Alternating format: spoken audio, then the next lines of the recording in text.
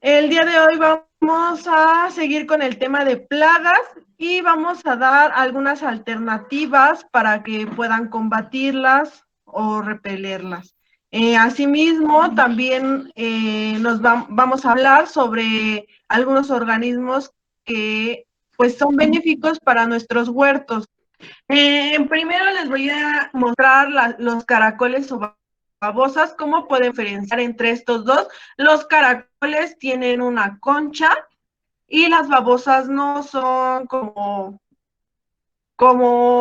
el caracol, pero, o sea, larguito, pero comúnmente no tiene las protuberancias de la cabeza y no tiene concha.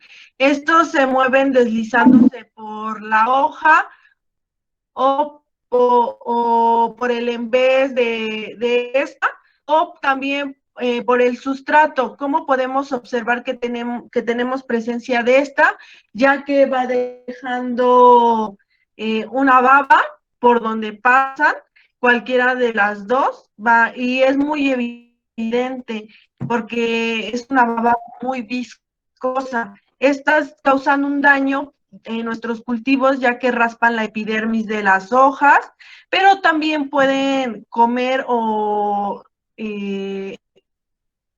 pues maltratar las flores, los frutos hasta el punto en que llegan a caer, y también pueden llegar a pues a provocar algún daño en las semillas. Y se ha visto también que, por ejemplo, las babosas a nivel de sustrato que vendrían siendo las raíces. Estos no los podemos observar comúnmente durante el día, ya que pues ellos se ocultan que tuviéramos ahí atrás de las macetas, y estas llegan a provocarlos noche para que puedan salir de donde se ocultan. Ha visto que salen en los días nublados a los rayos del sol, entonces ellos llegan a salir cuando hay lluvias o cuando está nublado el día. Los minadores es esta mosquita o mosca que podemos observar. Hay tres diferentes en México: la americana, y que es la más común, y otras dos que comúnmente están en la zona de Guerrero y Chiapas. Son insectos dipteros que pues forman galerías en las hojas. Las larvas excavan túneles, como se puede observar en la imagen de la flechita. Muchos de ustedes han comentado que los tienen en los tomates. Es un cultivo que es muy propenso a tener esta plaga. Pues es muy notable y muy observable, ya que se nota en las hojas estas líneas pues delgadas, pero pues con un trayecto largo. Las hembras con su piquito, se podría decir, hacen agujeros redondos en el haz de la hoja para extraer pues la savia de la planta. Estas marcas provocan, al alimentarse, provocan que haya pues un daño en la hoja, o ya que y eso haría que reduciera. También las hembras llegan a causar mayores daños en los cultivos ornamentales y las larvas en cultivo hortalizas. Como les decía, la larva pues excava túneles y pues eso no, hace que haya una reducción en las fotosíntesis. Eh, Puede provocar también marchitamiento o la caída prematura de hojas. Pues aquí les muestro como todo el ciclo: la larva, que es la imagen de abajo, y la mosca, que es la etapa adulta.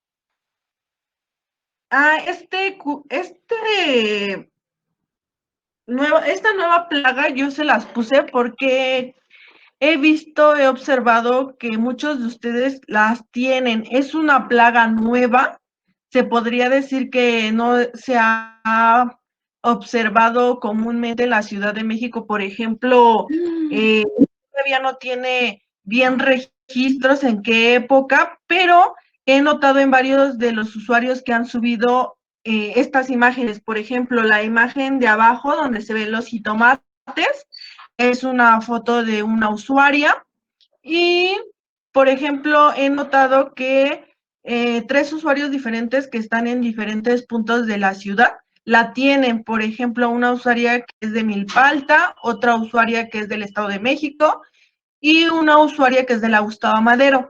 Así que, pues, eso es preocupante ya que todavía no está como muy bien estudiada y reconocida. Esa imagen que nos manda la usuaria se podría decir que es la etapa juvenil. Estas llegan a cambiar justamente a la imagen, perdón, la imagen que está en medio, la verdecita, cuando crece, bueno, cuando cambian a su etapa adulta, cambian al verdecito. Me pareció muy curioso porque si notan las 5 imágenes de la derecha, que son las etapas adultas, pues son sorprendentes las características que tienen. Parecen salidas de una película. Eh, Toda la morfología que tienen es muy peculiar. De hecho, el verdecito, que es el que se podría observar, parece un ovnio, ¿no? Estos chupan la savia de los tallos y llegan a sacar lo que la otra vez comentamos, que es la melaza.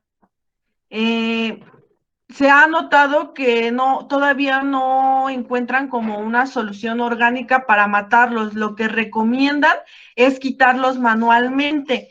Pero una observación que les hago es que cuando los quiten, sea con guantes, ya que estos tienen unas espinas en la parte superior y esto pues podría provocar una lesión en ustedes. Todavía no se ha comprobado si ustedes al picarse con ellos podrían pues tener más allá de una lesión como cutánea. También se ha observado que hay una simbiosis con las hormigas, entonces están muy relacionados. Eh, Se ha visto que estos están en el tallo y las hormigas lo que hacen es cuidarlos. Las hormigas comúnmente están en el sustrato y llegan a alimentarse de la savia que ellos llegan a regar porque nada más perforan muchas veces los tallos y como que se alejan. En esta imagen les presento como para que ustedes puedan observar y yo les hago que la pregunta, ¿qué se está comiendo mi planta? En la parte de arriba les pongo que si las hojas están arrugadas, podrían tener la plaga del pulgón o de la mosquita blanca. Si, por ejemplo, ustedes observaran picaduras blancas y puntos negros a la vez en una hoja, ustedes podrían tener la plaga del trips. Si ustedes notaran picaduras amarillas y que las hojas ya están secas, podrían ser chinches. Si hay picaduras amarillas, pero también notan telaraña en los frutos, es araña roja. Y si notan agujeros en las hojas, pero de el centro hacia la periferia, podrían ser escarabajos. Si al contrario encuentran pues comido de la periferia hacia el centro, comúnmente serían orugas o larvas. Y si encuentran también agujeros con rastros de baba, podrían ser caracoles o babosas. Si encuentran, por ejemplo, los caminos muy finos, vendría siendo el minador. Bueno, eso sería todo por mi parte. Vamos a hablar acerca del control de las plagas y enfermedades. ¿Por qué control? ¿Recuerdan la vez pasada que decíamos que no necesariamente tenemos que estar acabando con los insectos? Ya vemos un insecto en nuestra planta, no, hombre, ya queremos acabarlo, desaparecerlo. Definitivamente no, ¿verdad? Es parte del ecosistema, son partes de nuestro medio. Entonces, y sin ellos, pues tampoco viviríamos nosotros, ¿verdad? Entonces, lo que vamos a hacer pues es hacer un control porque, bueno, pues sí, ciertamente nos están afectando a nuestros cultivos y pues vamos a hacer un control. Hay que hablar acerca de, cuando hablamos de plagas, no vamos a hablar acerca de un equilibrio ecológico. Y les puse esto aquí, o encontré esto aquí que me pareció muy interesante. Dice, si algo no se está comiendo tus plantas, entonces, si algo no se está comiendo tus plantas, entonces tu jardín no es parte del ecosistema. Y nos decía un maestro una vez, bueno, si sus tomates, sus hortalizas se ve que se las están comiendo, bueno, pues es que están saludables, son ricas, ¿no? Entonces hay que pensar también en el equilibrio. Aquí tenemos una planta que está, aquí hay una gran diversidad de especies, bueno, la planta y una gran diversidad de especies de insectos, de gusanos ahí en la tierra, de nemátodos, en el suelo. Esto es probablemente aquí ya no hay un equilibrio, ¿verdad? ¿Recuerdan la vez pasada que dijimos, si el 10% de la producción está afectada, entonces ya tiene una importancia económica? Más que nada la plaga relacionada con la economía, ¿sí? Con las pérdidas y las ganancias, y no tanto con la naturaleza, ¿verdad? Porque pues la naturaleza actúa como un sistema. Entonces, aquí les comentaba, tenemos una gran variedad de insectos y ese es nuestro ecosistema. Muy bien, vamos a ver. Aquí las plantas aquí vemos muchísimos insectos, gusanos, nemátodos, arañas, cien pies, mil pies, o sea, una gran diversidad de especies del suelo, muchísimo, ¿verdad? Los microorganismos, o sea, el suelo tiene una gran diversidad de vida. Y bueno, pues todos los organismos necesitan comer. Tenemos una mariposa que fue larva del lepidóptero y que, bueno, son los que nos causan daño a las plantas, de ellos se alimentan, y una diversidad de plantas. Pero la buena noticia es que también las plantas tienen su sistema de defensa. ¿Qué es lo que tienen las plantas para poder defenderse del ataque de insectos y plagas? Ellas solas se defienden, no necesitan defenderse, que las defienda uno, ¿verdad? Bueno, en el metabolismo de las plantas, los productos primarios que se van a producir van a ser todos los nutrientes entre las proteínas, grasas, lípidos, la clorofila, ¿verdad? O sea, todos los nutrientes. Entre los productos secundarios, pues van a ser varias sustancias químicas, que son los terpenos, ¿verdad? Los alcaloides. Esos metabolitos secundarios, que son los que producen las plantas, son los que nos van a servir a nosotros para poder controlarlas, ¿verdad?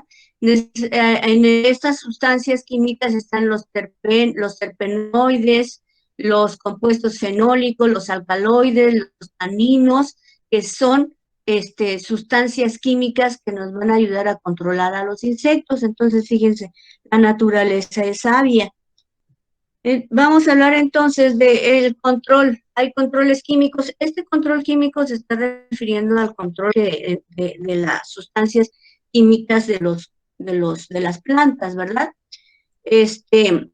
Aquí dice que muchos de los insecticidas orgánicos son derivados de sustancias naturales vegetales. Por ejemplo, la nicotina en el tabaco, las piretrinas y algunas sustancias parecidas a las hormonas juveniles de los insectos, que esto va a provocar un cambio en la transformación de los insectos. El manejo integrado de las plagas se puede aplicar a todos los tipos de agricultura y se basa principalmente en el conocimiento, o sea, hay que conocer, ¿verdad? En eso estamos ahorita. En la ciencia hay que practicar Y la observación, hay que estar observando constantemente, como les comentaba en la semana, hay que estar observando nuestros cultivos para detectar alguna anomalía, ¿verdad? Algún problema. Entonces, hay que observar una integración de técnicas para tener bien nuestras plantas. ¿Qué es un insecticida? Es aquella sustancia que ejerce su acción biocida debido a la naturaleza de su estructura química. Pero bueno, en las sustancias químicas que se usa o que usa la planta como defensa se utilizan para la protección del vegetal y tienen un efecto insectistático. Le dice al insecto, estate quieto. Entonces, inhiben el desarrollo normal de los insectos, por una parte, son reguladores de crecimiento, entonces, son inhibidores de la alimentación, son repelentes y son confusores. Esto nos ayuda a controlar las plagas, no a acabar completamente. Si nosotros acabamos con la plaga, si matamos a los insectos, pues se descontrola completamente nuestro medio y vemos el desequilibrio que tenemos por estar usando en la agricultura pues las sustancias químicas, los insecticidas químicos. Entonces, pues ya les comentaba, los compuestos fenólicos pueden ser los ácidos los fenoles, las antocianinas, los taninos y los aromas. Los aromas que se encuentran en los terpenos y en los tioles. ¿Sí? Todo esto lo tenemos en las plantas. Entonces, ¿qué es lo que vamos a hacer? Pues a echar mano de nuestras plantas, ¿verdad? De las plantas que tenemos como controladores de estos insectos. Entre estas plantas, pues hay muchas plantas aromáticas. Está la lavanda, la albahaca, la ruda, los ajos. Aquí este es una albahaca, aquí, uy.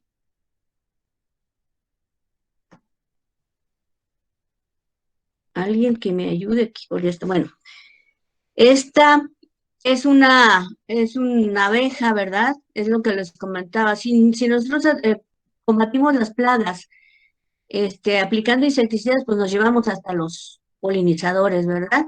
Y aquí tenemos una planta del mastuerzo, no sé si, yo creo que la mayoría lo conocemos, a veces crece silvestre entre las plantas, a mí a veces se me convierte en maleza porque, bueno, no son malas, crecen donde quiera, aquí en las macetas.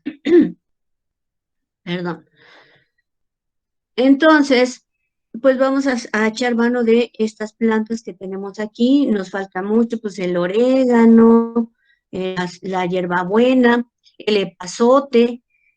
Todos esos, fíjense, los podemos tomar para realizar nuestros insecticidas.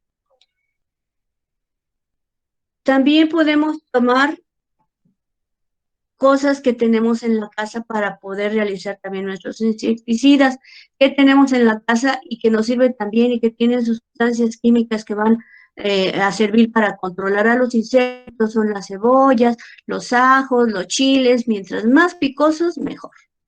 Las pimientas, especias como la canela, el clavo, el jabón, a veces dicen jabón potásico, pero si no tenemos el jabón potásico, podemos utilizar el jabón amarillo o jabón blanco, jabón de pasta, ¿verdad? Que no tenga colorantes, ni que tenga sustancias, ni perfume, ni nada. El detergente, aquí no sé si alcanza a ver, pero es detergente. También los limones y el bicarbonato de sodio, ¿sí? También pues está la leche que podemos utilizar para, para hacer remedios caseros. Muy bien, aquí tenemos algunos remedios caseros, cómo hacer un insecticida utilizando el ajo. Aquí vienen los pasos, ¿verdad? Triturar una cabeza de ajo con una pizca de clavo de olor. O sea, pueden usar clavos o también se puede usar pimienta. Agregar 2 vasos de agua hasta conseguir una mezcla homogénea. O sea, se licúa se licúa el ajo en la licuadora, se deja reposar por 24 horas y se agrega 3 litros de agua. Después de agregarlo a 3 litros de agua, hay que utilizar un sedazo para que todo lo que quede, como lo vamos a poner en un aspersor, que no se vaya a tapar nuestro aspersor, entonces utilizar como un sedazo con, con, con una malla muy pequeñita para que no se nos vayan partículas grandes y nos tape el aspersor. Otro insecticida que podemos hacer utilizando las hojas de tomate, el tomatillo. Entonces, esas hojas se pican, se dejan reposar en un recipiente con agua, se diluye la mezcla en 2 vasos y se vierte en el aspersor.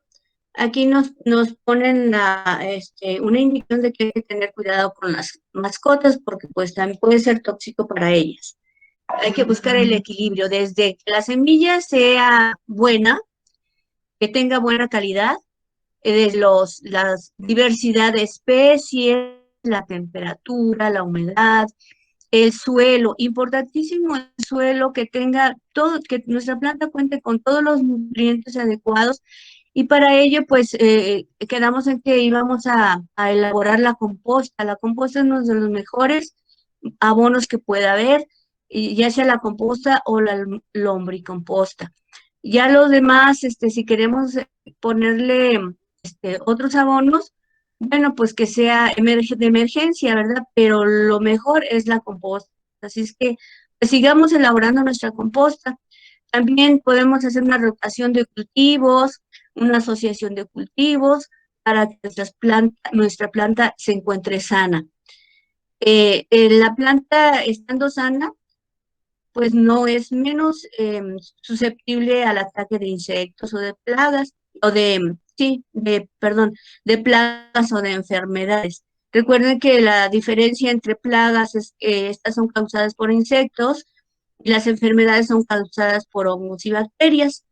Entonces, pues aquí está un ejemplo de que hay que tener diversidad de plantas, hay aromadas con las plantas, con los chiles, con los tomates. Estos son los distractores, las plantas con flor. Podemos tener también nuestros distractores. Entonces, pues, es todo lo que tengo ahorita. Y pues muchas gracias. Hay que seguir produciendo, no hay que darnos por vencidos. Ahorita, que a veces que el frío, hay que seguir sembrando. Hay algunos organismos que son benéficos en el huerto y que muchas veces los matamos sin saber si nos sirven o no. A veces los confundimos con plaga o a veces creemos que nos van a hacer algún daño a nuestra salud y es importante reconocer a los principales. Yo me voy a abocar básicamente a lo que se llama control biológico, quiere decir insectos u otros organismos que nos ayudan a controlar plagas. Bueno, pues vamos a empezar. Pues los insectos benéficos, así se les llama a aquellos que regulan las poblaciones de insectos plaga de manera natural y que no afectan ni al cultivo ni al hombre. Como decía mi compañera José, pues regulan, no eliminan completamente, sino regulan. Por ejemplo, en la sabana, un león regula el tamaño poblacional de herbívoros, ¿no? Si no hubiera leones, habría un aumento poblacional muy grande de herbívoros y estos herbívoros empezarían a causar un problema a los alimentos que consumen porque se acabarían, ¿sale? Entonces, la función de un depredador es controlar, regular la población de herbívoros. En este caso, lo mismo pasa con las plagas. Hay ciertos insectos que son benéficos que nos van a ayudar a regular las poblaciones de insecto plaga. No significa que las van a eliminar, las van a extinguir, sino que las van a regular, ¿sale? Y en este sentido, resulta que los insectos, para quien no lo sabía, los insectos son los animales más numerosos de la Tierra. cuando hablamos de insectos, ellos nos ganan en todos los aspectos en cuanto a diversidad, ¿sale? Entonces, fíjense que se conocen aproximadamente 1 millón de especies de insectos, 1 millón de tipos de insectos, y pues están distribuidos en todas partes del mundo, lugares cálidos, lugares fríos, lugares templados, etcétera. Los insectos son animales que tienen en la Tierra mucho más tiempo que lo que tenemos nosotros, los mamíferos, incluso si los dinosaurios existieran todavía, los insectos todavía le ganan. Los insectos aparecieron a principios de cuando surgió la vida. Entonces, imagínense desde ese tiempo hasta el día, todo el tiempo que han tenido para evolucionar y para encontrar soluciones a los cambios medioambientales. Afortunadamente, en la gráfica, en el círculo de la derecha, solamente el 3% realmente de todos los insectos representan un problema para el ser humano, o sea, son plaga. Solamente el 3%. Y existe un 35%, que está en color verde, que son insectos que atacan a esos insectos plaga, que se los comen, que tratan de matar a estos insectos plaga. Y vean que el 62%, más de la mitad, son insectos que son neutros, es decir, son insectos con otras funciones. Pues un insecto tiene patas articuladas, vean, ahí estoy señalándolas. En este caso es como una avispa, tiene patas articuladas, tiene un cuerpo segmentado, de hecho, por eso lo dividen en cabeza, tórax y abdomen, está segmentado su cuerpo. No tienen un esqueleto como nosotros, tienen un exoesqueleto externo, es algo duro, que es como si fuera su piel, pero dura. Eso es lo que les da soporte. Muchos de ellos tienen alas, aunque hay especies sin alas. Y tenemos chupar savia, comer otros insectos, alimentarse de materia orgánica en descomposición, alimentarse de néctar, alimentarse de polen, alimentarse de hongos, etcétera. Recuerden que, pues, como les dije, los insectos han tenido millones de años de evolución que nosotros, los seres humanos, ni ningún otro animal en nuestro planeta lo ha tenido, ¿sale? Muy bien. Entonces, esa es digamos que las partes de un insecto. Y ahora vamos a empezar a hablar de aquellos insectos que debemos que debemos reconocer. Si se aparecen en nuestro huerto, no hay que matarlos porque nos ayudan a controlar las plagas, ¿sale? Y en este sentido tenemos a los insectos depredadores, los cuales son organismos libres, de vida libre, que matan a sus presas, que matan a los insectos plaga al alimentarse de ellas. En forma general, las hembras son las que ponen los huevos cerca de las plantas. De ahí sale una larva y después empiezan a consumirse a las presas, ¿sale? En realidad, quisiera yo que ustedes se quedaran el día de hoy con la idea de que uno de los aliados más importantes en nuestro huerto son las catarinas. Y lamentablemente su población ha ido disminuyendo justamente por el uso excesivo de productos químicos en las plantas, también porque no las reconocemos bien y las matamos, sobre todo en su estado ninfal, en estado de larva. Entonces, digamos que nuestro principal aliado a quien tenemos que poner un monumento es a la catarina, ¿sale? Y como pueden ver, las catarinas son un tipo de escarabajo, ¿sale? En términos biológicos, pertenecen al orden Coleoptera. Entre los biólogos, cuando nos dicen, este organismo es un coleóptero, a nosotros nos queda claro que es un escarabajo, ¿sale? Entonces, las catarinas son un tipo de escarabajo y vean cómo hay muchas especies, desde la catarinita clásica, la catarina gris, que está en medio de mi presentación, la catarina roja, que aunque se parece mucho a la catarinita, es un poco varía en ciertas características, y la catarinita rosa manchada. Y estas son unas cuantas especies, porque hay muchos tipos de catarinas, ¿sale? Entonces, la catarina es nuestro mayor aliado. En la imagen si yo veo de izquierda a derecha, en la tercera imagen, donde dice catarinita roja, van a ver que ahí está la catarina, y justamente se está alimentando de una de las principales plagas que nos atacan en el huerto, que son los pulgones, ¿vale? Y en este caso, como la catarina es nuestro principal aliado, es importante reconocer su ciclo de vida.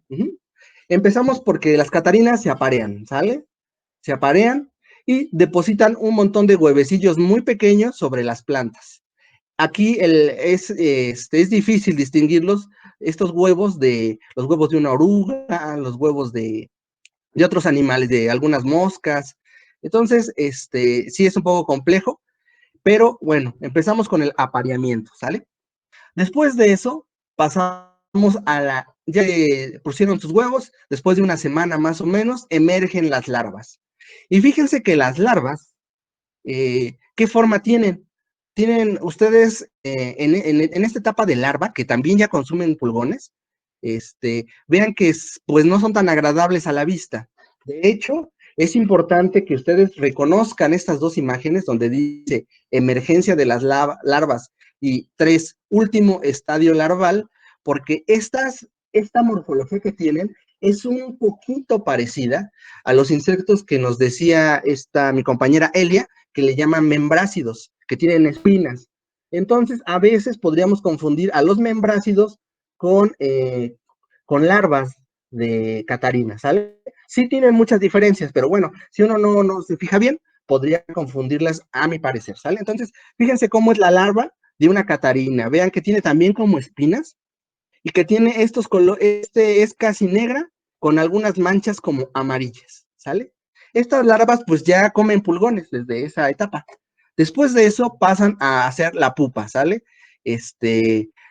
Digamos que detienen sus funciones metabólicas y se van a transformar en lo que es la catarina. Una catarina, la catarina que emerge es una catarina como descolorada, decolorada, no tiene este color rojo intenso o el color que vaya a tener. Y ya la catarina adulta, pues ya es lo que nosotros como la conocemos, ¿no? Entonces, aquí en ese sentido, sí les pido que ustedes sean cuidadosos cuando ustedes revisen sus plantas, traten de identificar las larvas de las catarinas y no las quiten de sus plantas, porque si las quitan, entonces, pues pues ya no tenemos a su enemigo natural de los pulgones, que es la catarina, ¿sale? Y nada más quiero puntualizar aquí que, pues, adultos y larvas se alimentan principalmente de pulgones. Las larvas pueden consumir hasta 170 pulgones por día. Imagínense que sí nos ayudan al control de pulgones. Y su ciclo de vida dura en aproximadamente un mes, 28 a 33 días, ¿sale? Entonces, me gustaría que ustedes, sobre todo la catarina, pues todo el mundo la identifica, pero la larva que es muy importante, pues también identifíquenla, ¿no? Vean que ojalá la puedan, se les quede grabado más o menos cómo es la larva de una catarina. Bueno, y vean aquí más imágenes de las catarinas, vean, a lo mejor nosotros vamos al huerto y las imágenes que están en la parte superior, tal vez las identificamos como catarina, pero las imágenes que están en medio, ustedes podrían decir, no, esto es un pulgón o este es algo que me está atacando mis plantas. Como también aparecen en gran número, son muchos huevecillos y cuando eclosionan, cuando salen del huevo, pues también salen en grandes números, podríamos pensar que esto es una plaga, pero en realidad ahí ahí están haciendo quien nos va a ayudar en el huerto a que no haya una población desmedida de pulgones, ¿sale? Entonces, vean que es importante identificar a las larvas de las catarinas. Bueno, ahora, no solamente las catarinas son nuestros aliados, también existen otros escarabajos. Hay uno que se le llaman vaquita, que incluso, además de comer pulgones, se ha visto que se alimenta ¿cómo le llaman esto? De las escamas, de estas cochinillas algodonosas, también estos animalitos se las comen, ¿vale? Y, por ejemplo, también está otro tipo de escarabajo que se llama escarabajo de 4 manchas, que se alimenta de pulgones, de mosquita blanca, de los huevecillos del que ponen las mariposas, etcétera. Andan ahí, andan trabajando ahí en nuestro huerto, y seguramente si nosotros los viéramos en nuestro huerto, decidiríamos quitarlos, o echarles jabón, o echarles alguna sustancia para matarlos, cuando en realidad estos insectos pues nos están ayudando. Hay que darles un premio a estos muchachos. Ahora, eh, también tenemos no solamente tenemos escarabajos, también hay chinches. Hay ciertos tipos de chinches que en términos biológicos nosotros los clasificamos en el orden hemíptera.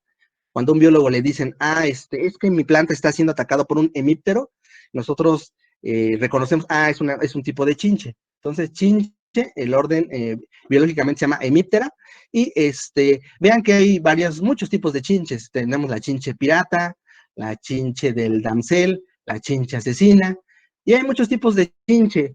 De hecho, las chinches por una parte, son buenas y son malas. Son buenas en estos que son depredadoras, son chinches depredadoras, pero por ejemplo, la mosquita blanca, el pulgón, este membrácido que nos mostraba esta Elia, e incluso la cochinilla algodonosa, son un tipo de chinche. Entonces, como pueden ver, en el mismo orden, en la misma clasificación biológica, tenemos chinches que son plagas y chinches que se comen a las plagas, ¿sale? Chinches buenas, chinches malas, podríamos decir, hasta cierto punto, ¿sale?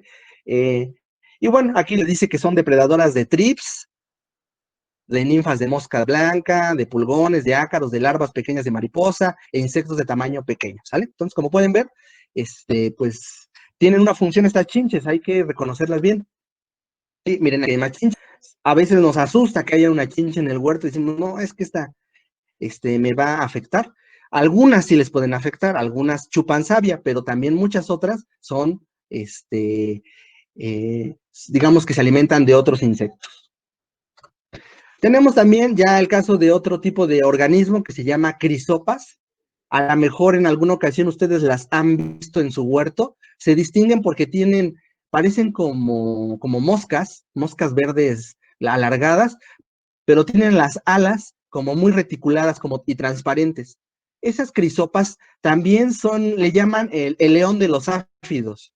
Les gusta mucho comer áfidos, y vean que pues son de aproximadamente pues yo las he visto como de unos 5 centímetros, y pues también son muy benéficas en nuestro huerto, ¿no?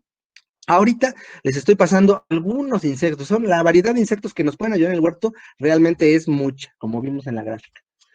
Avispas. Las avispas también son un gran aliado en nuestro huerto. Las avispas no se comen propiamente a los insectos plaga. Lo que hacen es que depositan sus huevecillos dentro de los insectos plaga. Y cuando las larvas salen, se la empiezan a comer al gusano o al insecto plaga, se la empiezan a comer por dentro, ¿sale? Es como tener parásitos, ¿vale? De hecho, se llama parasitoides a este tipo de animales. Entonces tenemos las avispas, y pues en ese sentido hay una amplia variedad de avispas. Las libélulas, sobre todo donde hay agua cercana, hay agua dulce cercana, cuerpos de agua dulce, también son un aliado. Las libélulas son completamente carnívoras, bueno, insectívoras, se alimentan de otros insectos. Entonces, tener libélulas ahí en nuestro jardín es adecuado. Fíjense que aquí en la Ciudad de México ya hay pocas libélulas. Tal vez nos ayudaría, para tener libélulas, tener un pequeño estanque. En la naturaleza, y desde un concepto biológico, no hay ningún ser vivo sobre el planeta que sea malo o que sea bueno. Cada quien tiene diferentes funciones. Los pulgones, a pesar de que nos atacan nuestras plantas, también ayudan a controlar que la vegetación crezca de manera sin control, ¿sale? Entonces, cada organismo en nuestro planeta tiene una función, sea mosca, zancudo, libélula, león, gacela. El único que tal vez habrá que pensarlo un poquito es el ser humano en su función, pero por lo demás, todos tienen una función. Arañas. Las arañas obviamente no son insectos, ¿verdad? Las arañas tienen 8 patas, los insectos tienen 6 patas. Entonces, cuando ustedes vean, se confundan, cuenten el número de patas y van a ver que si tiene 6 patas es un insecto. Si tiene más de 6 patas, pues ya es probablemente sea una araña u otro organismo, ¿sale? Entonces, las arañas, que tanta fobia le dan a muchas personas, también son organismos muy benéficos. Algunos dirán, pero es que son venenosas. Sí, la mayoría, o casi todas, como el 98% de todas las arañas, son venenosas. El veneno que tienen es suficiente para matar insectos, pero no para dañarnos a nosotros, ¿sale? Si nos pican, que es muy raro, a mí me ha tocado manipular arañas por algún tiempo y nunca me han picado una, ¿verdad? Pero bueno, si les llega a picar, pues van a tener una irritación a lo más como el de una abeja, ¿sale?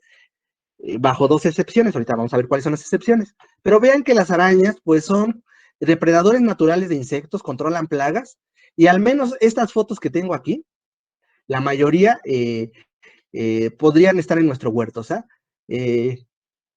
Vean, hay muchas, estos son 6 tipos de 100,000 tipos de arañas que hay, y sobre los que sí hay que tener cuidado, y si en nuestro huerto las vemos, hay que actuar con cuidado.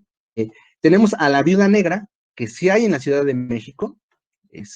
Se caracteriza porque tiene todo el cuerpo negro y en la parte de abajo tiene esta mancha rojita que pareciera como un reloj de arena. Hay que tener cuidado con esta araña porque nos puede provocar, pues, mandarnos al hospital, ¿sale? En personas susceptibles las manda al hospital. Si me muerden muchas de estas al mismo tiempo, es posible que me causen la muerte. Tienen un veneno que se llama neurotóxico, es decir, que al final puede paralizar nuestro corazón, ¿sale? Entonces hay que tener cuidado. A estas arañas les gusta vivir mucho en lugares muy húmedos. A veces en la cisterna o donde tenemos la bomba, que es un lugar fresco y como muy húmedo, les gusta vivir estas arañas. Son tranquilas mientras uno no las moleste. Yo en realidad no las elimino, tan solo soy cuidadoso. Y tenemos el caso de la araña violinista, que está del lado derecho. Esta araña era poco común aquí en la Ciudad de México, pero parece que se ha reportado algunos casos de esta araña. Es una araña como de este color cafecito, y vean que se distingue porque en su parte de arriba se pareciera que tiene como dibujado uno como especie de violín, ¿sale? Esta araña no nos va a matar, pero fíjense que su veneno nos va a provocar que se nos necrose la zona donde nos mordió. Si me muerde una mano, con su aparato bucal, esta araña me entierra sus colmillos en mi mano, esa zona de la mano voy a empezar como a ver que me empieza a infectar.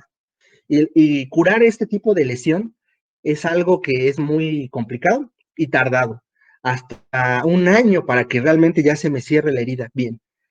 Entonces, esta araña no me mata, pero sí, si no me cuido y no voy al médico, voy a empezar a ver que se me necrosa esa parte de donde me picó, ¿sale? Entonces, estas serían las dos arañas que yo les puedo decir que hay que tener precaución.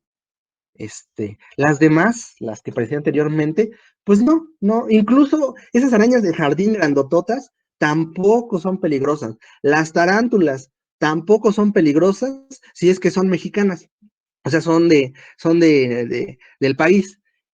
Aunque son grandes, lo más que pueden hacer es arrojarnos unos pelitos que se nos entierran en la piel y nos da como mucha comezón, como cuando nos cae polvo pica pica, ¿sale?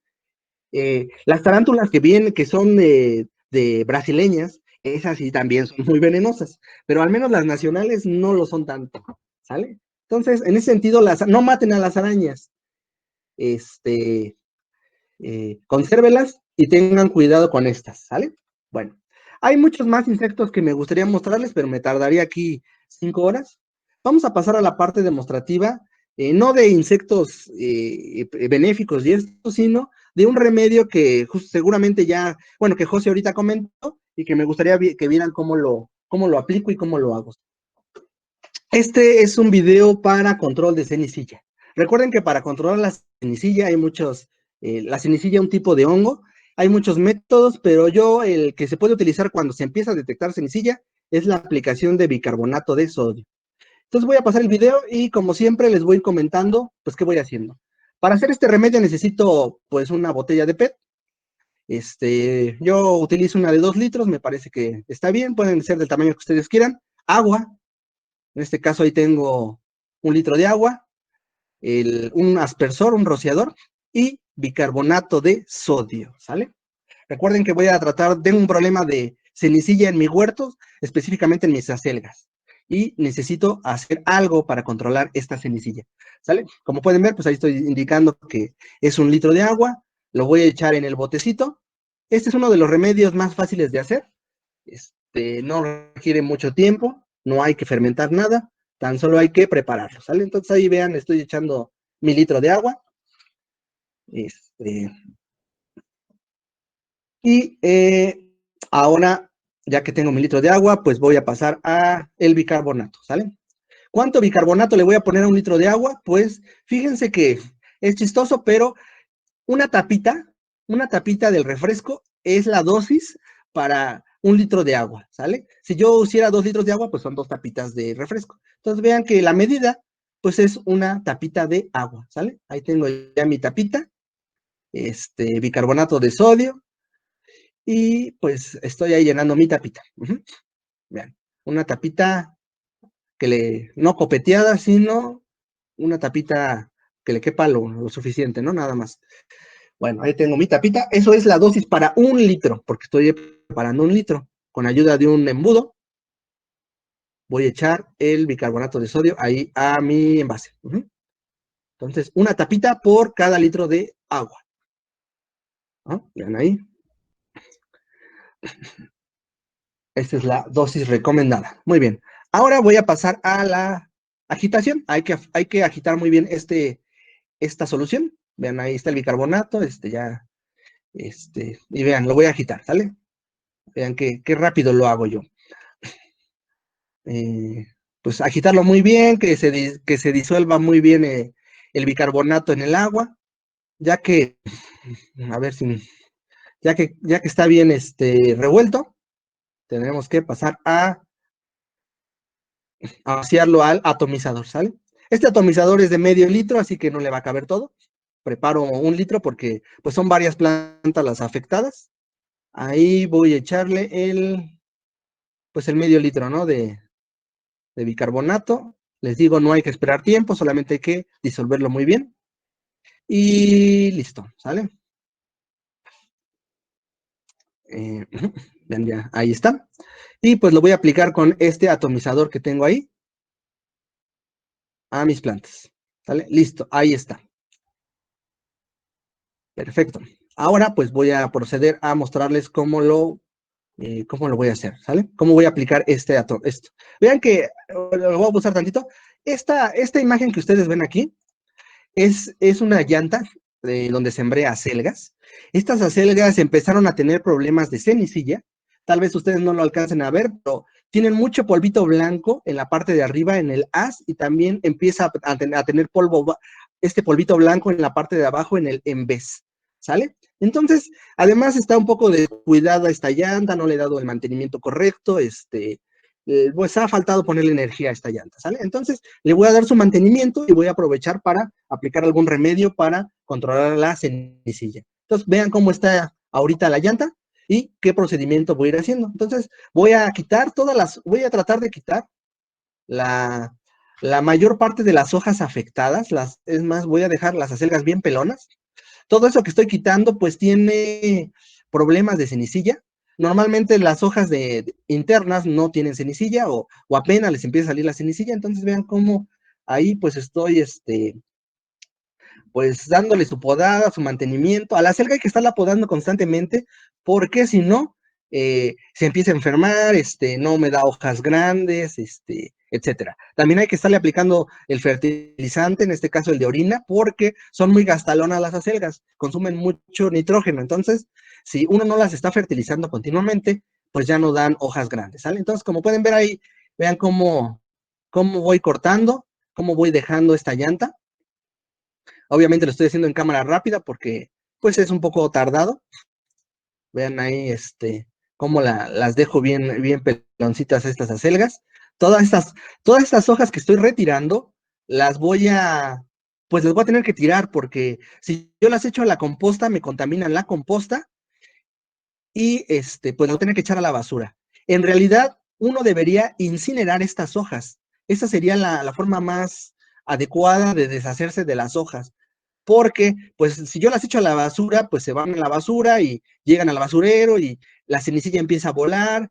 Y si por ahí alguien a 10 kilómetros siembras cerca, pues a lo mejor el polvillo de la cenicilla llega a esas plantas y empieza a contaminar sus plantas. Entonces, por eso es que la opción más adecuada es incinerar las hojas. Pero bueno, aquí en la ciudad, pues es complejo hacer esto, a menos que ponga ahí un anafre o algo ahí para eso, ¿sale? Entonces vean cómo ya quedó mi llanta y le estoy viendo que, pues que todo ya no tenga tanta cenicilla. Ya vean cómo realmente quedó bastante pelona esto. Y ahora voy a pasar a la aplicación del producto. Vean que primero riego, estoy regando con agua, simplemente estoy regando. El método correcto es regar el suelo, no las hojas. Primero riego porque cuando le aplique el bicarbonato de sodio, pues entonces, si no riego primero, se puede caer el bicarbonato de las hojas, ¿no? Entonces, primero riego, ¿sale? Ya regué, perfecto. Y ahora sí me paso a aplicar el bicarbonato de sodio, ¿sale? Pues es muy sencillo, con la ayuda de este rociador, pues le voy a echar le voy a echar al envés, a toda la planta, vean ahí le estoy rociando. Estas hojitas ya tienen muy poca o casi no tienen cenicilla, ¿sale? Eso es lo ideal. No se puede ya salvar las hojas que están muy dañadas, que tienen demasiada cenicilla. No les recomiendo salvarlas. Pódenlas y échenle este producto a las hojas que apenas empiezan con el problema, ¿sale? Vean, ahí le estoy echando. Muy bien, que le caiga toda la planta. Y se lo voy a aplicar 3 días seguidos. Yo lo hago 3 días seguidos. Aunque ya no note cenicilla, yo 3 días seguidos le echo esta agua con bicarbonato. Le echo muy bien a mis plantas. Ujú. Vean ahí, es importante a hoja, arriba, abajo, o por el lado, por donde sea, echarle el bicarbonato, ¿sale? E incluso, si me sobra un poco de solución, también rocío un poco el suelo, ¿sale? Porque, bueno, la cenicilla vuela, este polvito vuela, las esporas del hongo vuelan, y pues muchas caen en el suelo, entonces me contaminan el suelo. Entonces, por eso es necesario también, además de echarle a las hojas y a la planta, echarle encima a la tierra, ¿sale? A ver, vamos a ver. Ahí le sigo echando a mis plantas. Ya casi acabamos. Vean, ahí le estoy echando. Y finalmente, pues, le voy a echar al suelo. ¿Vale?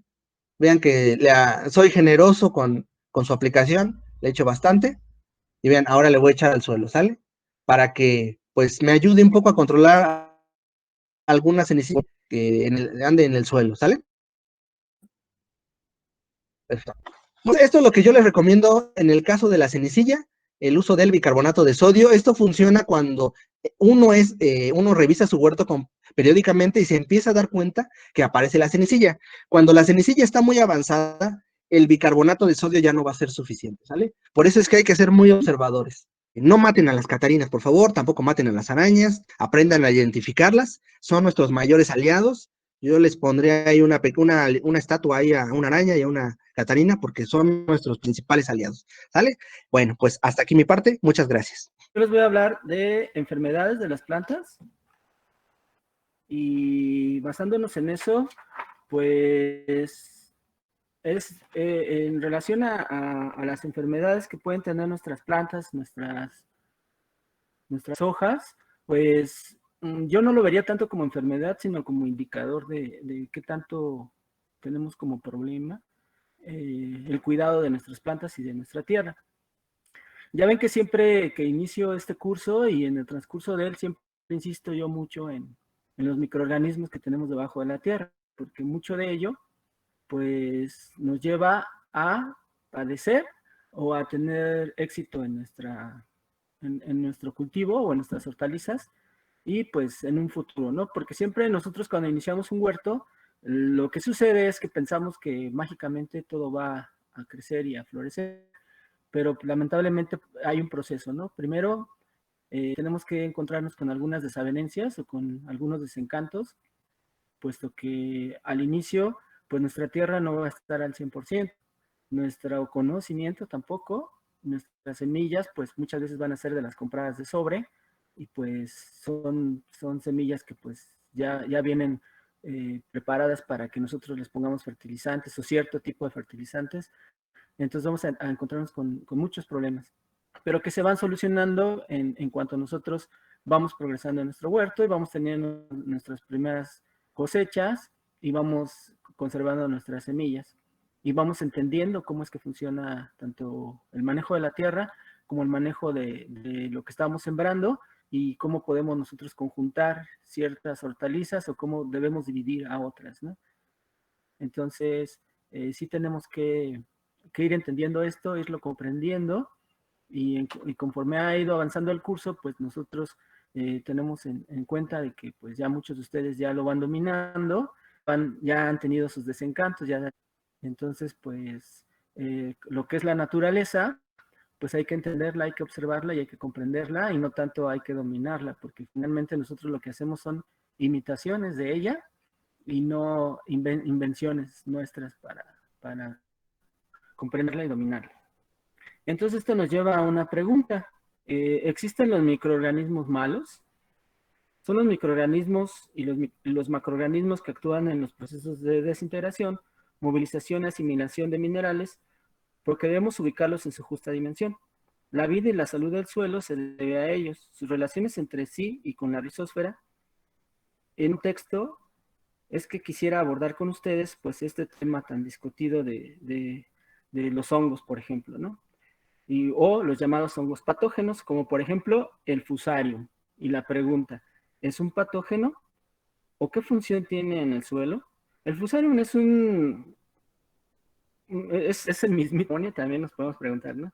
Y cuando le damos la dimensión de enemigo a cualquier microorganismo que provoca alguna enfermedad, estamos en la misma frecuencia de quienes nos venden los agrotóxicos o los venenos o productos para ponerle a nuestras plantas, ¿no?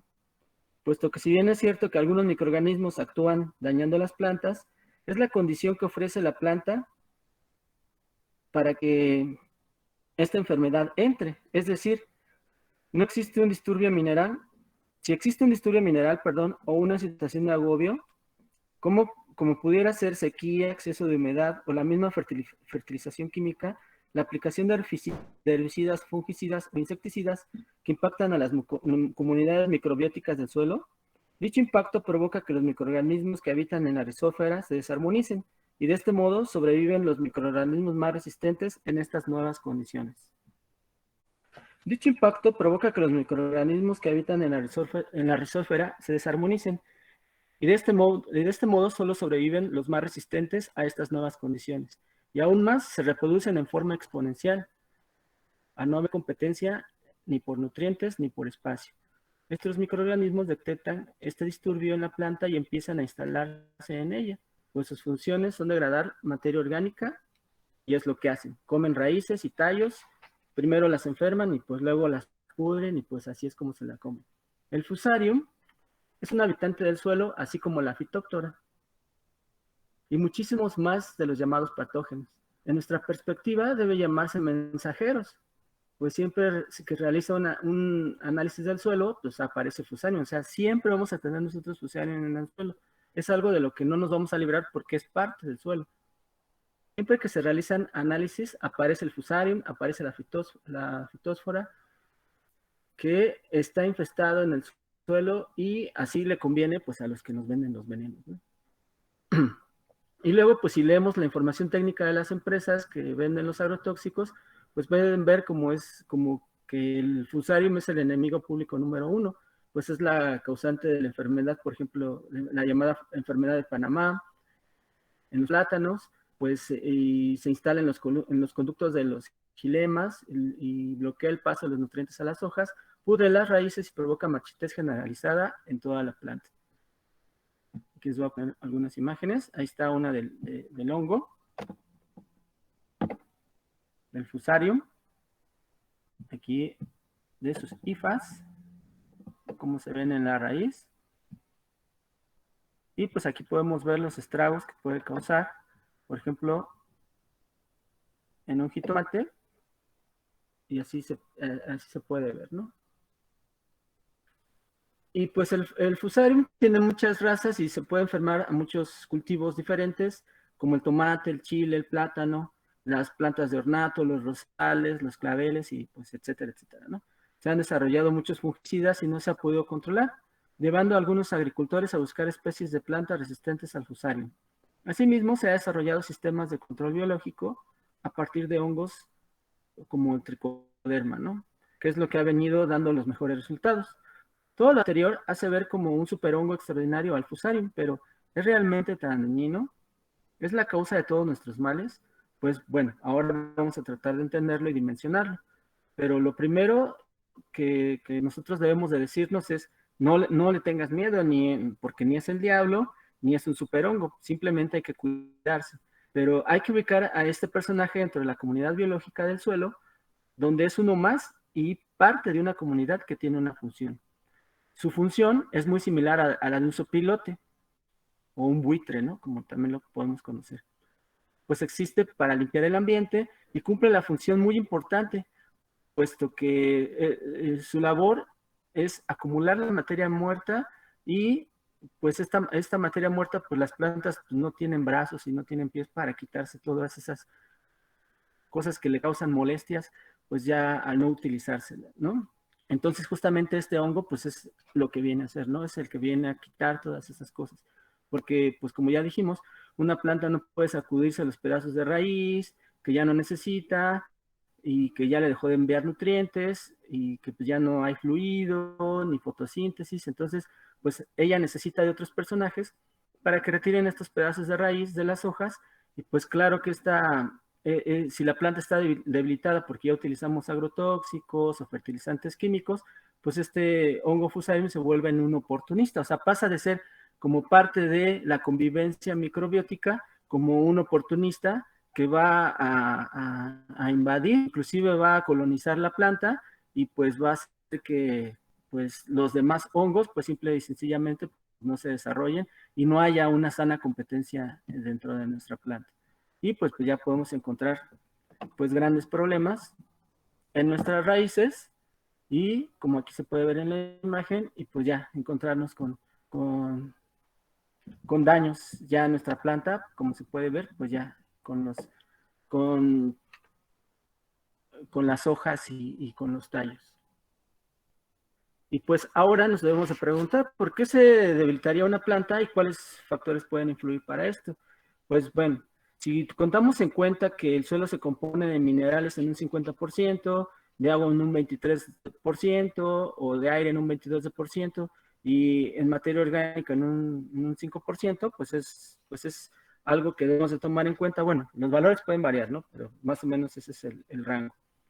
Y los primeros impactos del suelo, pues es en la microvida y se dan cuando empezamos, pues nosotros a moverlo, a meterle químicos, a solamente pues dejarlo ahí como que sin cuidado, ¿no? Y pues en la agricultura, cuando pasamos nosotros el tractor, pues estamos sacando todo el aire del suelo, porque pues en el aire hay cápsulas de oxígeno y de aire, y pues empezamos a sofocarlo y a esto pues le podemos sumar que la parte aeróbica, que es lo que queda al ras del suelo, lo ponemos hacia abajo cuando lo volteamos, pues esto hace que los patógenos aparezcan y que todo lo que había como vida microbiótica debajo del suelo, pues quede expuesto al sol, ¿no? Entonces, pues ya esto hace que las raíces no tengan suficiente oxígeno y empiecen a morir y ahí empieza a llegar, como ya dijimos, pues el buitre, ¿no? Y empieza a comerse los cadáveres de la raíz, los microorganismos del suelo, consume más oxígeno, pues los que se alimentan del oxígeno normalmente pues se mueren o se inactivan y mientras que los que no se alimentan de oxígeno pues son los que empiezan a progresar y empiezan a invadir todo el suelo. Entonces pues esto hace que nuestra tierra se debilite y por ende pues nuestras raíces y pues asimismo pues nuestras plantas. Y pues bueno, esta es una razón y un tema de pues cómo le di de más. ¿Cómo es que trabaja el fusarium y la Phytophthora, ¿no? Que son dos de los patógenos y muchos más, ¿no? Porque como dijo Esteban, pues así como que dentro del rango de las cosas que puede haber arriba o abajo de la tierra, pues hay muchísimos, ¿no? Entonces, pues si nosotros nos vamos a la teoría de la trofeobiosis, podemos pensar pues en algo que vendría siendo pues que un ataque de un insecto o una enfermedad pues está directamente relacionado a su estado nutricional, como ya les he comentado antes, ¿no? Una planta desnutrida es fácil presa de enfermedades de insectos o plagas.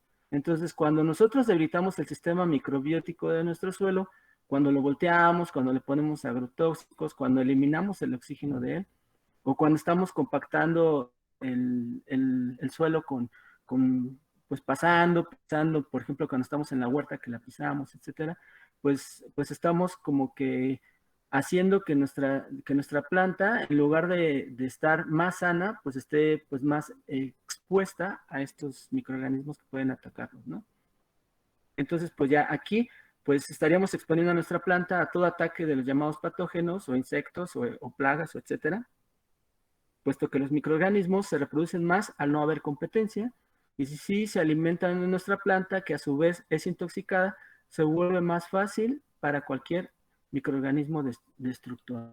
Y pues bueno, nosotros nos deberíamos de preguntar entonces, ¿cuál es la respuesta? Pues la respuesta es la biodiversidad, ¿no? Un suelo sano es un suelo diverso, un suelo que respira puede albergar una gran diversidad de microorganismos, y esta diversidad de los llamados patógenos se coloca en minoría y pues ya haciendo lo que le corresponde dentro de la naturaleza. Y un buen método pues es la repoblación de suelos con microorganismos, y pues repoblarlo con plantas de todo tipo, o sea, no solamente basarnos en un tipo de planta. Y pues tenemos que recordar que las diferentes raíces que aún anidan microorganismos, pues ahí podemos encontrar, por ejemplo, las leguminosas, las gramináceas, las solanáceas y muchas más.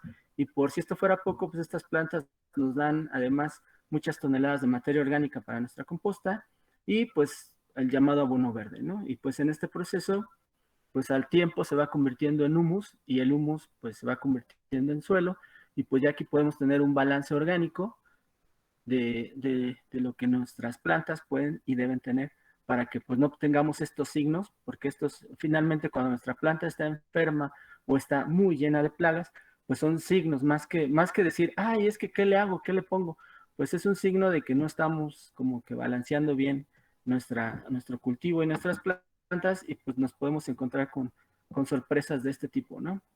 Entonces, pues sí hay que tener bien en cuenta que la microbiología de los suelos pues tiene que estar bien balanceada, tiene que haber todo lo que tiene que haber en nuestro suelo, debemos de hacer composta, debemos de incorporar la composta a nuestro suelo, debemos de hacer nuestros bioles o nuestros biopreparados, y debemos de aplicar todo lo que esté en nuestras manos biológicamente hablando, para que nuestro suelo esté sano, y al mismo tiempo nuestras raíces, y por ende pues las plantas, ¿no? Entonces, pues ya, si queremos tener plantas felices, pues debemos de tener un suelo bien, bien equilibrado, y pues esto nos va a dar una cosecha diversa y sana. Damos concluida la sesión de hoy. Muchas gracias por acompañarnos.